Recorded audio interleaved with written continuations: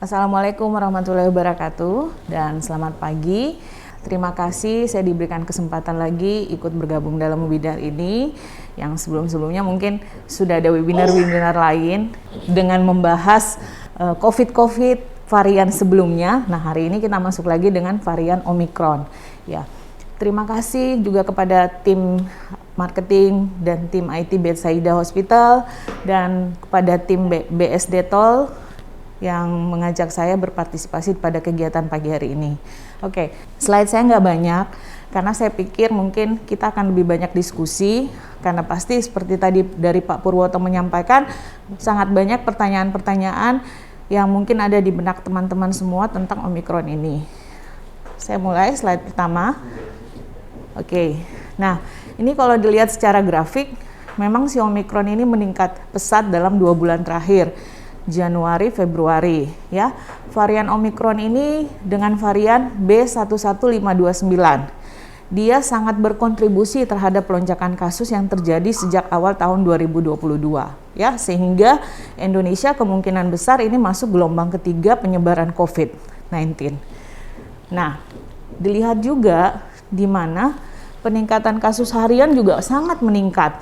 Itu lebih dari 10 kali lipat dalam 2 minggu terakhir.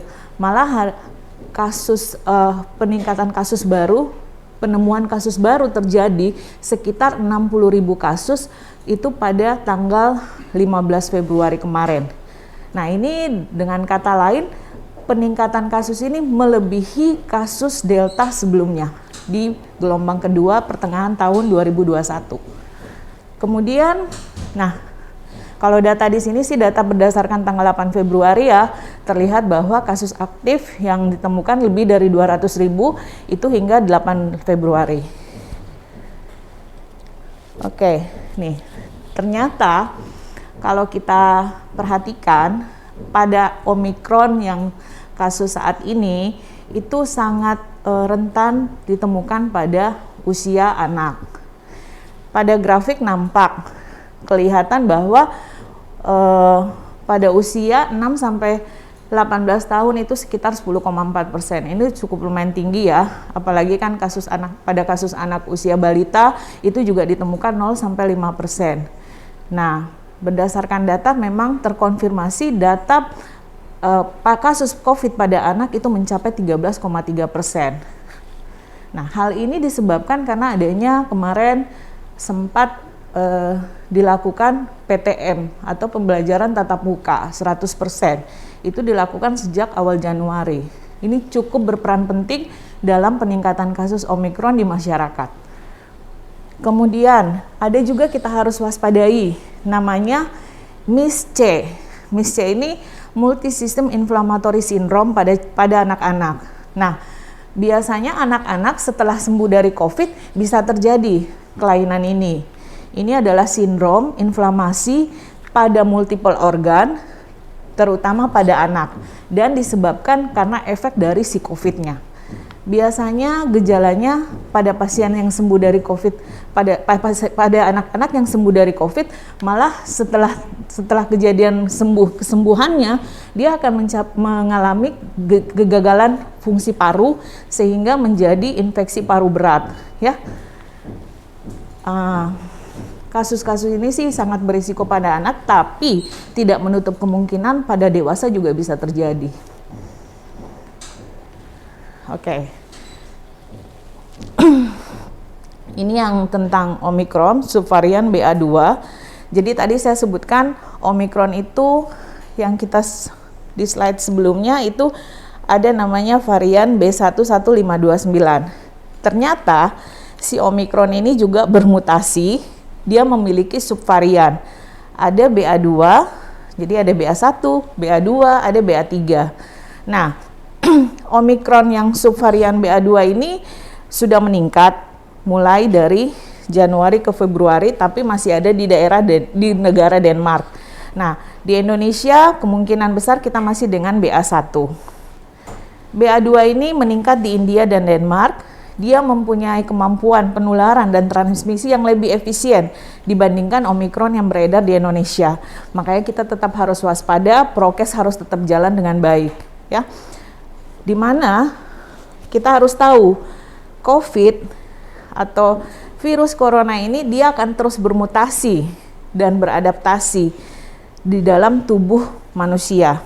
Jadi misalnya si A mendapatkan atau terpapar dengan virus A atau varian A, dan si B terpapar dari si A, belum tentu si B ini mendapatkan varian yang sama. Ada kemungkinan dia mendapatkan varian yang berbeda karena si virus akan bermutasi di dalam tubuh manusia, ya. Makanya sangat penting kita menjalani protokol kesehatan untuk mengurangi penularan. Itu sangat-sangat penting, ya. Omikron yang menjadi varian itu, varian saat ini memang dominan beredar di beberapa belahan dunia, dan yang terbanyak adalah BA1, ya. Nah, ini juga yang harus kita waspadai adalah subvarian dari BA2 ini masih ada kemungkinan untuk menyebabkan long COVID. Mungkin teman-teman sudah tahu long COVID itu adalah suatu keadaan di mana gejala-gejala saat kita menderita COVID dan kita dinyatakan sembuh, nah gejala ini tetap berlangsung lebih lama, ya. Oke, nah ini di slide ini bagaimana sih kita bisa mendeteksi varian Omikron. Nah, otomatis setelah kita bergejala, kita akan melakukan tes PCR. Ya, pada saat tes PCR itu akan dilakukan dengan melihat beberapa gen, tipe dari gennya. Yang harusnya terbaca adalah spike S, ya, kemudian nukleokapsid atau N2, dan envelope itu gen E. Jadi ada gen S, gen N, dan gen E, ya. Apabila dari ketiga tipe gen ini si S terdeteksi, masih ada kemungkinan Omikron. Tetapi apabila dari ketiga gen ternyata si S tidak terdeteksi, itu kemungkinan besar itu adalah kasus Omikron, ya. Jadi kalau sudah si S, oh ternyata hasil PCR kita terbaca nih, ada S-nya, ada N-nya, ada E-nya, masih kemungkinan kecil untuk Omikron. Tetapi apabila hasil yang keluar si S tidak terbaca, itu sudah kemungkinan besar adalah Omikron. Ya, untuk memastikan lebih pasti kita harus melakukan namanya WGS atau Whole Genome Sequencing, ya. Jadi di sini pemeriksaan PCR Thermo Fisher TaqPath Assay itu dapat memeriksa gen S. Tapi saya rasa mungkin di beberapa rumah sakit besar juga belum tersedia alat ini, sehingga kita hanya menggunakan PCR standar biasa atau biasanya kita menggunakan PCR NAT, ya. Dengan PCR Thermo Fisher TaqPath Assay ini dia bisa mendiagnosa atau memeriksa gen S, sehingga menjadi screening untuk memeriksa pasien-pasien yang terduga infeksi varian Omikron sebelum melakukan WGS, Whole Genome Sequencing, ya. Oke. Nah, ini kalau dari beberapa penelitian menyebutkan, jadi ada 3 subvarian Omikron, BA1, BA2, dan BA3. BA1 berkontribusi terhadap sebagian besar kasus Omikron di dunia, dan BA2 mulai meningkat di Denmark dan India. Kemudian di sini juga dibilang BA1 dan BA2 itu memiliki banyak perbedaan mutasi satu sama lain, dan di bagian yang penting istilahnya di sini pada spike-nya, ya, pada potongan mRNA-nya itu. Kemudian perbedaan ini dia akan berdampak besar terhadap penularan, keparahan gejala, atau pada manfaat vaksin, ya. Sampai saat ini sih data belum banyak, ya. Kita masih dalam penelitian. Kemudian dampak BA2 pada diagnosis, ya. Jadi kita harus tahu tuh tadi sebagian besar varian Omikron itu memiliki karakteristik terhadap S gene target failure, jadi SGTF. Jadi kalau si S tidak terbaca, kita sudah mengarah ke Omikron. Kemudian Saya lanjut. Nah, gejala klinis. Gejala klinis COVID ini adalah secara umum. Ada batuk, ya, ada sesak nafas atau berat bernafas.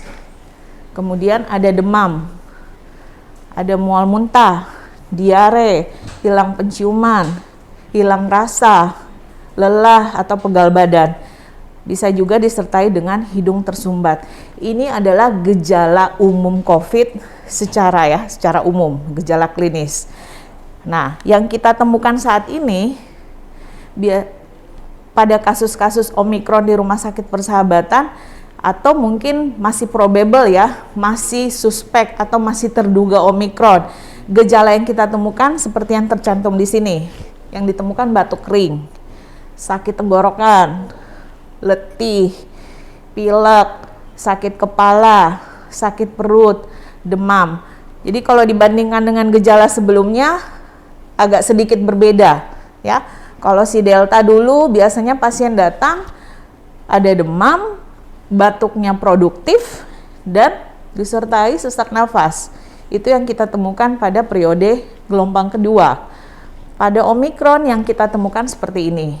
Lebih sering datang dengan keluhan, "Dok, saya batuk kering, saya sakit tenggorokan, saya demam." Dan demam pada pasien-pasien saat ini biasanya memang mencapai 39 derajat Celcius. Kalau si COVID gelombang sebelumnya biasanya dia 37,5, 37,3, subfebris ya, tidak terlalu tinggi. Tetapi di kasus yang periode ini biasanya suhu bisa sampai 38 sampai mencapai 40 derajat. Itu. Kemudian yang kita harus waspadai nih komorbid ya. Ada hipertensi, ada diabetes, ada asma, gagal ginjal, mungkin TBC atau PPOK. Komorbid ini dapat memperberat gejala. Ya, hari ini malah barusan sebelum saya duduk di sini dapat info si Dorce meninggal. Dorce Gamalama meninggal karena COVID. Ya, kemungkinan karena dia dengan komorbid sehingga kasus dia menderita suatu Omikron atau suatu COVID yang berat. Nah, di sini kita berbicara tentang isolasi. Isolasi sangat penting untuk mencegah penularan. Jadi, teman-teman harus tahu, kita terpapar kira-kira kapan. Pada saat kita terpapar, itu merupakan periode asimptomatik. Ya, periode asimptomatik. Misalnya, kita terpapar hari Senin, kita ketemu dengan orang yang sudah positif. Itu sampai 3-5 hari ke depan itu masih dalam keadaan asimptomatik atau tidak bergejala ya, tidak bergejala. Nah, pada saat itu dari kita terpapar sampai kita bergejala itulah yang disebut masa inkubasi. Ya, masa inkubasi. Sehingga pada saat kita bergejala hari pertama, kadang kita sudah sadar, oh kita harus melakukan tes. Apakah itu antigen atau itu PCR. Oke. Setelah dari gejala hari pertama itu merupakan fase infeksius karena di situ merupakan gejala-gejala aktif yang muncul. Sudah mulai ada batuk, sudah mulai ada demam atau mungkin sudah ada flu. Jadi di situ merupakan fase infeksius di mana si virus, kadar virusnya meningkat di dalam tubuh kita ya. Jadi pada gambar itu ada peak, di situ dah fase infeksius. Dan fase infeksius ini adalah fase paling menular karena kadar virusnya sangat tinggi dalam tubuh manusia ya. Biasanya fase infeksius ini akan bertahan bisa sampai 2-5 hari ya. 2-5 hari. Disinilah fase yang sangat infeksius. Setelah berarti kalau dihitung dari terpapar ke inkubasi misalnya muncul gejala di hari ketiga atau hari kelima ditambah 5 hari ya, setelah hari ke-10 berarti itu adalah fase recovery. Di situ berarti sudah tidak terjadi penularan yang hebat karena virusnya sudah mulai menurun kadarnya dalam tubuh kita. Jadi di sini ada inkubasi period adalah periode antara terinfeksi virus penyebab COVID hingga muncul gejalanya atau munculnya simptom. Masa infeksius ini berlangsung 1-2 hari sebelum gejala hingga kurang dari 10 hari setelah gejala ya. Jadi Makanya untuk isolasi kita tetap target pasien melakukan isolasi kurang lebih 10 hari. Ya. Nah, paling menularkan itu terjadi 1-2 hari sebelum bergejala hingga 2-3 hari setelah bergejala. Jadi yang harus kita waspadai mulai saat viral load-nya naik, jadi dari exposure, dari kita terpapar, itu masuk mungkin di hari ketiga, itu kita sudah bisa menularkan ke orang lain. Dan di hari kelima, kita sangat infeksius, akan sangat menularkan ke orang lain. Nah, pencegahan terbaik mencegah virus masuk ke dalam tubuh, pasti masker, ya. Masker itu, dan masker juga saya sangat menyarankan apabila menggunakan masker biasa, masker kain, itu harus didouble, ya. Karena masker kain tidak ada, dia tidak memiliki media untuk menampung virus, jadi dia bisa kita hirup, ya. Jadi kalau menggunakan masker kain sebaiknya masker standar dulu, masker bedah, kemudian di cover dengan masker kain. Nah, yang kedua adalah menjaga jarak fisik. Itu perlu physical distancing, bisa sampai 1 meter sampai 2 meter, ya. Dan akan lebih baik apabila kita bertemu dan saat kita bertemu keduanya menggunakan masker. Kemudian memperbaiki ventilasi ruangan tertutup. Jadi apabila di kantor itu sangat penting ada ventilasi yang baik. Kalau bisa ada exhaust itu lebih baik. Tetapi exhaust yang kita gunakan jangan yang berputar. Kalau bisa yang dikeluarkan langsung. Kemudian lebih baik lagi menyiapkan di setiap meja staff itu ada HEPA filter, ya. Itu juga sangat membantu. Kemudian ya pasti menghindari kerumunan, sering-sering mungkin mencuci tangan, ya. Kemudian harus melacak kontak. Jadi kalau di dalam satu tempat kerja ada satu yang terpapar, harus segera sekitarnya dilakukan tracing untuk memastikan tidak ada lagi yang terpapar. Nah, ini yang disarankan oleh WHO. Pertama harus meningkatkan surveillance, di mana harus ada 3T, ya. Ada 3T di situ, tracing, testing, ya, treatment, itu perlu, ya. Kemudian dilakukan pelaporan. Jadi selain kita cari, kemudian kita tes, kita obati, dan harus kita laporin, ya, itu penting untuk data kita. Kemudian harus meningkatkan pemeriksaan laboratorium. Jadi sangat disarankan kalau bisa sih setiap rumah sakit menyiapkan si alat yang tadi nih untuk memastikan Omikron atau tidak. Jadi punya alat yang bisa membaca gen S. Setelah itu baru dilakukan WGS. Nah, tapi ini bukan suatu kebutuhan yang primer, ya. Karena pada dasarnya pengobatan si COVID sama. Mau dia kena alfa, mau dia kena gamma, mau dia kena beta, maupun kena si Omikron, pengobatan treatmentnya akan sama, ya. Kemudian harus vaksinasi, ya. Vaksinasi itu sangat penting karena ternyata terbukti nih di Indonesia dengan meningkatnya vaksinasi yang menyeluruh ke seluruh Indonesia, ya. Rata-rata sih kasus memang ada cukup tinggi, tetapi kasus yang kita temukan itu dengan gejala yang cukup ringan. Pengalaman saya juga di rumah sakit, pasien-pasien saat ini yang terpapar COVID, itu mereka sekitar 75% masuk kategori ringan sedang, hanya sekitar 25% dengan kategori berat. Itu karena pertama mereka dengan komorbid yang tidak terobati dengan baik. Misalnya pasien-pasien yang gagal ginjal, ya, atau mereka tidak melakukan vaksinasi. Ya, itu sangat-sangat nampak bahwa yang masuk ke ICU saat ini adalah pasien-pasien tanpa vaksinasi atau pasien dengan penyakit kronik yang tidak tertangani dengan baik. Itu. Kemudian prioritas lain membuat peraturan terkait perjalanan internasional, ya, karena sangat berisiko. Kemudian protokol kesehatan, mempersiapkan sistem layanan kesehatan yang baik dan komunikasi serta pendekatan komunitas. Karena untuk kasus saat ini menjadi kasus keluarga. Satu dalam keluarga yang kena itu sekitar 75% akan terpapar. Makanya penting adanya pendekatan komunitas sehingga kita harus memberitahu, sosialisasi terus-terus apabila ada yang terpapar, melakukan isolasi dan melakukan tracing untuk serumahnya. Itu penting. Nah, antisipasi menghadapi lonjakan, di sini disampaikan masyarakat yang layak divaksin harus segera melakukan vaksinasi COVID lengkap 2 dosis, dan apabila ada booster di pelayanan kesehatan itu lebih baik lagi untuk dilakukan ya. Kemudian disiplin menjalankan protokol kesehatan. Pemerintah memaksimalkan aktivitas 3T tadi ya, tracing, testing, treatment, serta mengejar target cakupan vaksin di lokasi primer ya. Kemudian jika ada yang mengalami gejala, segera memeriksakan diri ke fasilitas kesehatan terdekat, melakukan isolasi mandiri di rumah, memperketat dan tetap disiplin pada protokol kesehatan, mengkonsumsi vitamin, mencukupi kebutuhan gizi, memperbanyak istirahat, dan hindari stres. Itu yang penting.